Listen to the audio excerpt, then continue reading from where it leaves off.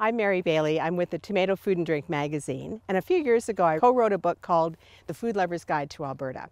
And during the research for that book, we discovered the most amazing place, and this was Prairie Gardens Adventure Center.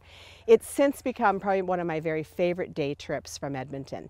It's run by a wonderful woman named Tam Anderson, and there's just so many crazy things to do here. You can tell I'm standing in a cornfield right now, and this is probably the only time I'm going to be taller than the corn, because we all know what happens with corn. It gets big. And Tam says it will actually be ready to eat at the end of August. There's a lot of stuff to do with kids here. There's a petting zoo, there's a gem mine, you can take a little train ride.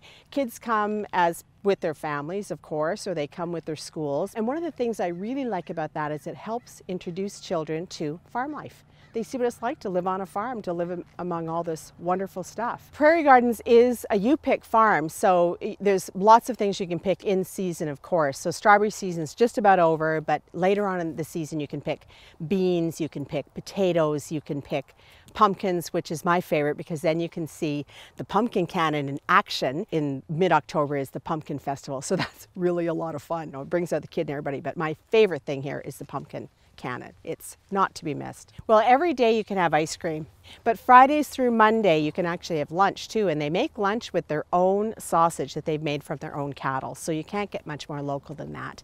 And whatever's in season, you know, the greens or the heirloom tomatoes, or they'll make a lovely little salad with whatever they've picked that day. It's pretty special. And there's also the fire roasters meals. They're a bit more complicated because you have to book ahead for those, but they're minimum 12 people, and they're either lunch or dinner, and they're fabulous.